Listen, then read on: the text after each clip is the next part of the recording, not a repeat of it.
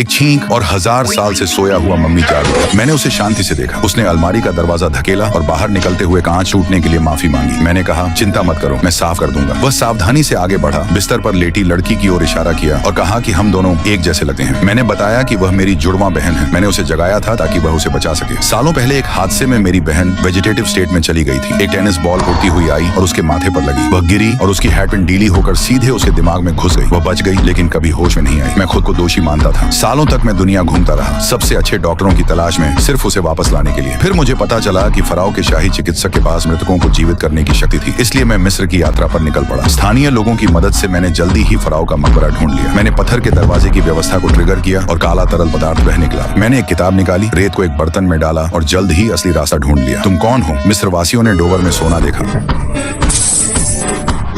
मुझे सिर्फ अंदर के सार्कोफेगस में रखी मम्मी की परवाह थी। जैसे ही मैं उसे खोलने वाला था, किसी ने मुझे रोका। फराओ का मकबरा खोलना पाप है, इसके लिए तुम्हें फांसी हो सकती है। क्या ऐसा है? और उसके सोने को लेने के लिए? नहीं। जैसे ही उसने बात खत्म की, उसके गले का आभूषण जीवित हो गया, कसता चला गया और उसे सीधे स्वर्ग भेज दिया। उसका साथी कुछ पलों बाद नरक पहुंच गया। मैंने ताबूत खोला, लेकिन जश्न मनाने से पहले पीछे एक फौज आ पहुंची। उनमें एक गद्दार था और हमें पकड़ लिया गया। लेकिन मैं घबराया नहीं। सिगरेट का कश लेते हुए मैंने अपना लाइटर तेल से भरी जमीन पर फेंका और बिना पीछे मुड़े ताबूत की ओर दौड़ा। ताबूत नीचे सरका और मैं भूमिगत नदी के साथ भाग निकला। अचानक ही इस निकटता को माफ करना, मम्मी को कसकर पकड़े हुए। इतनी मेहनत से मम्मी को वापस लाने के बाद अब मुझे किसी ऐसे व्यक्ति की तलाश थी जो उसे जगा सके। वह व्यक्ति थे प्रोफेसर जा। वह प्राचीन मिस्र के विशेषज्ञ थे। 16 साल की उम्र में फिजिक्स की डिग्री हासिल की और 51 साल की उम्र तक जीवन का रहस्य खोल चुके थे। आत्मा मौत के बाद भी जीवित रह सकती है। उस दिन वह घर पर प्राचीन मिस्री मंत्रों के साथ प्रयोग कर रहे थे जब गलती से उन्होंने एक प्राचीन जीव को जीवित कर दिया, एक टेरोडैक्टिल। इससे भी बुरी बात, उनकी आत्मा और चेतना उससे बंध गई। जब टेरोडैक्टिल ठोकर खाता तो वह भी ठोकर खाते। लेकिन टेरोडैक्टिल का दिमाग बहुत शक्तिशाली था और उसने जल्दी ही उनके नियंत्रण से खुद को आजाद कर लिया।